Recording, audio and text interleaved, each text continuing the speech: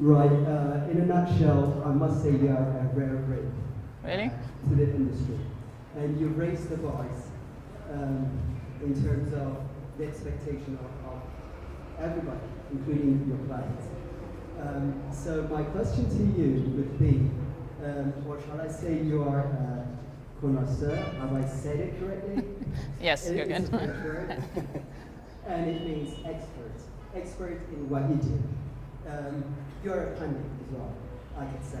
So, but I don't want you to get flooded. I know, it's too much, my head is blowing. You probably have lots of people saying that. But in a nutshell, what I want to say is customer acquisition, retention, and at the same time, engagement, engaging your customers are essential to the success of your business. Could you tell me how you tie that all in together to make it a big success? Thank you. Thank you for the question. You guys? Yeah. So, if you didn't hear that, you missed out.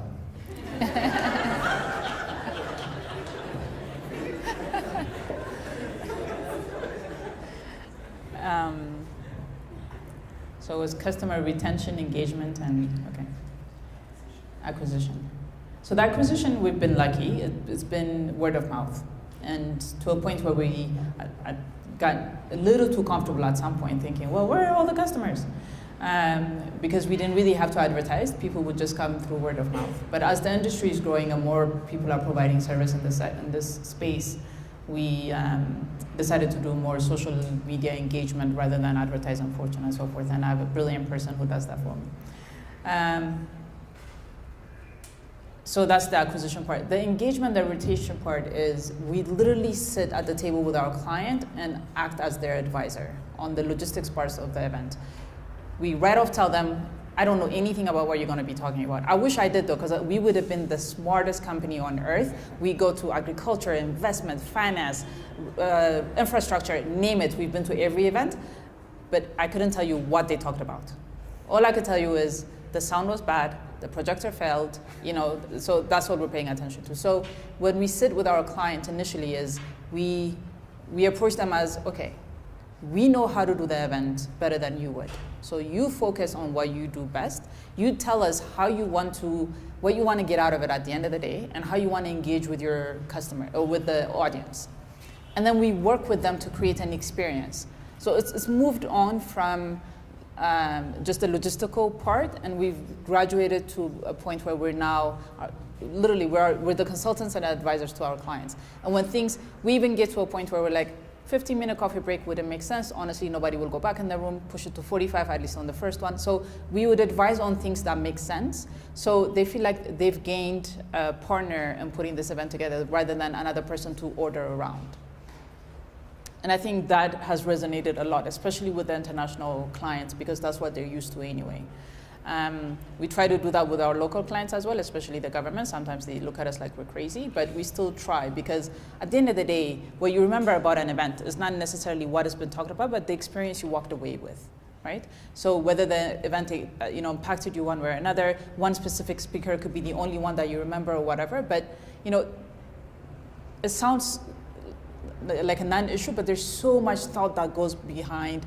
Where should the coffee break go? How long should we make it? Should we play music or not? Like little things that would really impact that experience. So the clients, I think, over time have started to appreciate that, and I think that's where the engagement and the retention goes.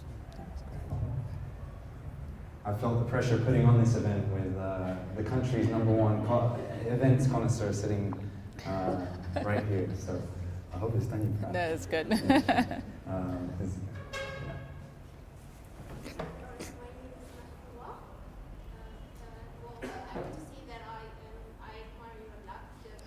So crazy. You've been running the business by all by yourself, which is a great thing, can be an example for listeners in this country as well. But while you were telling us your story, you were saying that you were protected by your family and you just idealized the country before you got to know the real situation in this country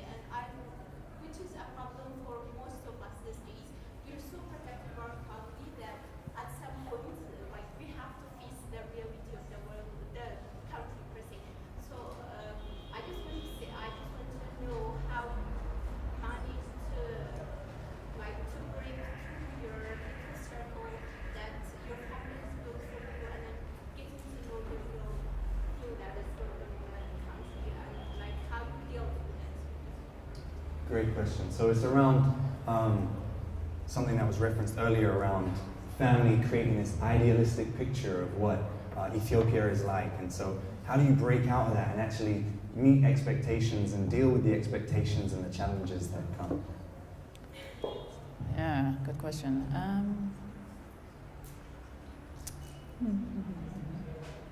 Hold on. Can we take another question? I'm going to think about that because it's a good question. I want to give you a good answer.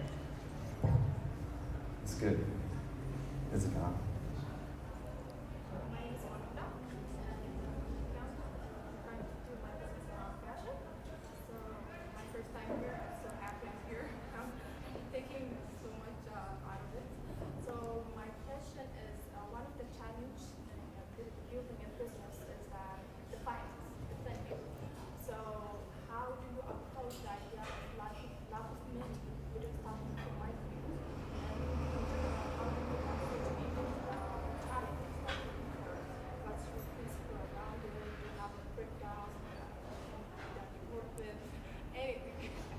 Great. So Makeda, who's an accountant, is in the process of thinking about business within fashion. If there's anyone else here who's interested in fashion, these are great opportunities to meet others who are interested in the same sector, to build each other up. I know there's a handful of others who are also interested in the fashion industry. So be sure to reach out to one another. This is the point of these events. And her question was around a key part of setting up a business, which is the financing of that business. And was that an issue for you? How do you raise capital? How did you do that?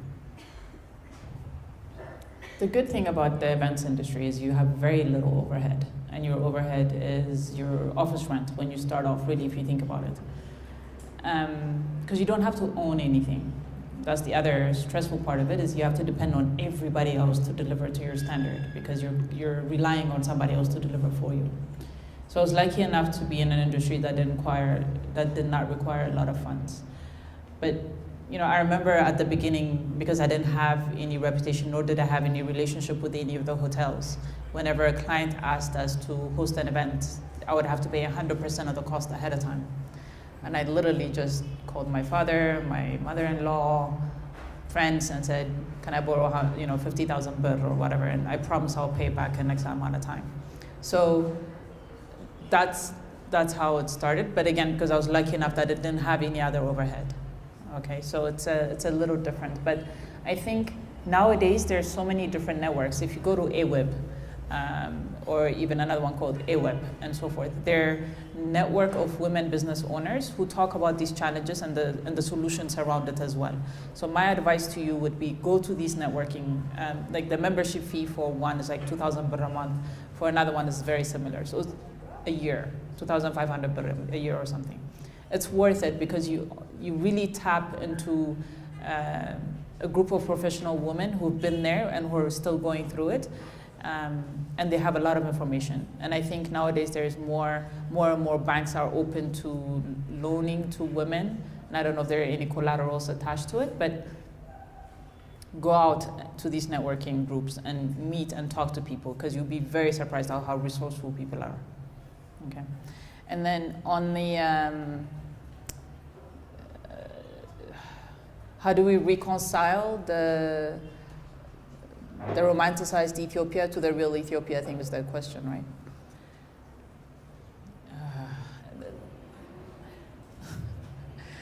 A lot of it's just, I remember at the beginning I used to go to government offices because I didn't have anybody else. I had to do it myself. I had to go pay the taxes. I had to stand in line and do things. And then you'd stand in line and somebody else would cut you off, and I'd be like, why are you cutting me off? Why don't you go back? What do you think I'm doing here? Da, da, da. And then literally I would go home so frustrated, and then I would be like, but I would not want to go back to the US. So that feeling, that like attachment to the country, it's like an umbilical cord. Even though you cut it off, it's just like, so a lot of it is that. It's a lot of emotional attachment to the country that keeps you going. Because if you think about it, really, a lot of times it doesn't make sense to do business in Ethiopia. Like, it's so complicated. They make it so hard. You go back 7 years and now you have to pay taxes for, because they just came up with the law, and now you have to go back 7 years and pay for it. And like, there are just things that don't make sense. You can go to Rwanda and 2 hours, get a business license and start working without needing to rent an office, and you're going, why am I still here? So I think that emotional attachment is really important in order to survive in Ethiopia, because otherwise you can say, forget it and go back. And then it's change what you can, and then you adapt to what you can't, and you just, you get in and fight like everybody else. So it's definitely not the romanticized country I grew up in. It's changed a lot, even in the past 10 years. Ethiopia, Addis, I can only speak of Addis. Addis has changed a lot. It's become less friendlier, it's become more rough, more cutthroat, less honest. You just, you learn to read the different body languages and the different situations differently than you used to. I don't know if that answers your question. Kind of. Can we tweet that? Change what you can, adapt to what you can't. With social media present. Actually, I think we've got room for maybe. Yeah, we could hear it for that tweet as well. Yeah, let's go for the tweet. I think we've got room for one or two more questions. So I don't want to leave you missing out if you want a question, but if you have a question that you want to ask, yes. Hi, my name is Nemo. A few friends of mine, myself, have started this little startup. It's an event company. It's more entertainment based.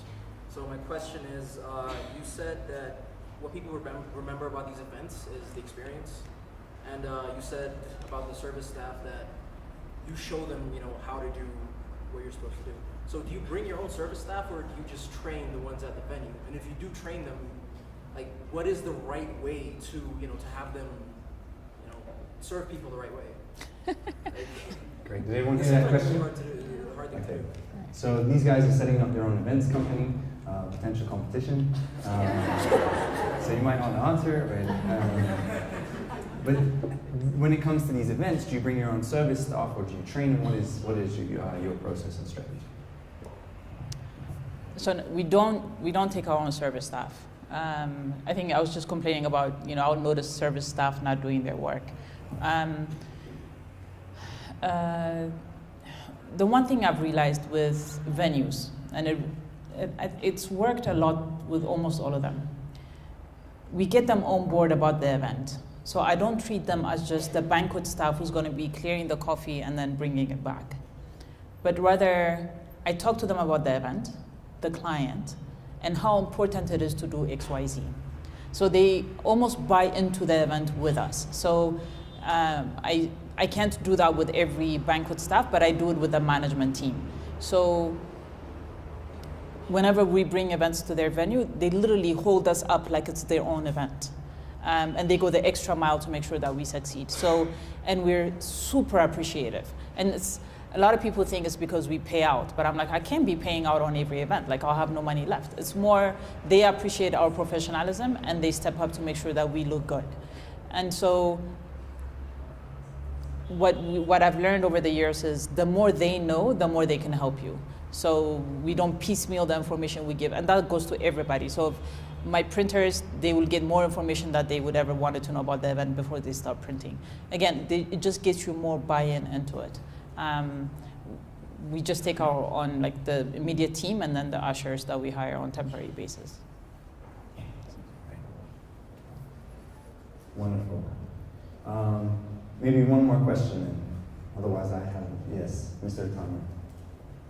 Thank you for your briefing lecture. This is a city-based lecture. What kind of songs are going on in the background when you do this? What kind of? Songs. So, what songs are playing in your mind whilst you do stuff? Really depends. It really depends on the mood I'm in. It could be something depressing that makes me want to cry. It could be zouk, hip hop. But that's an interesting question. What music do we listen to in the office? Pop hits from the 2000s. There you go. 2000 pop hits. Just to finish, I want to ask you to just share one final thing, which is, what would you say to inspire someone in this place right now as they leave this place, leaving this place and going on and pursuing their dreams, starting businesses, staying in companies, whatever it is? What's kind of your final words to anyone here? It's a tall order. So whatever you want to do, there are other people doing it out there as well. So I think find that tiny quirk that will make your service or whatever you're going to do slightly different, right? Talk to people who are already in the industry. They'll be more than happy to talk to you. I will not give you, I might, because I like to talk once I start, but they may not give you their entire trade secret, but you'd be surprised there's so many goodwill people who are willing to give you information, open the right doors for you. Because at the end of the day, that's what you're looking for, right? Because we have some of these relationships, if we understand exactly what you're trying to do, and it's very Oprah-ish, but you sense people's energy. You can sense when somebody is very genuine in what they're trying to do versus they're just gonna get, do something real quick and get out of it. So when you sense that genuine energy from someone, I can speak to myself and my friends, we're more than willing to help. We'll open the right doors, literally. Like if I know who can help you specifically, I'll pick up the phone and say, so-and-so is gonna come and talk to you about XYZ, please talk to her or talk to him. So I think just have the right intentions behind what you're trying to do. At least sometimes people come to my office and say, I want to do events and I don't know how to start. That's a lot of questions in a small sentence. So be very specific. Do at least some of the legwork. Do some of the research before you go talk to somebody so that they can say, oh, this person is serious. Let me see how I can step up to their plate as well. Okay, so I think network, again, remain persistent. Know what you're asking of somebody. Like be very specific in your question and your request so that person can easily assist and then sometimes even go beyond. Brilliant. Before you came, people spoke so highly of you. You were worried about the pressure, but I just want to say your expectations were entirely met. It's been an absolute honor, and the discussion, as you would agree, has been fascinating. So can we just hear it right now for Yoadan?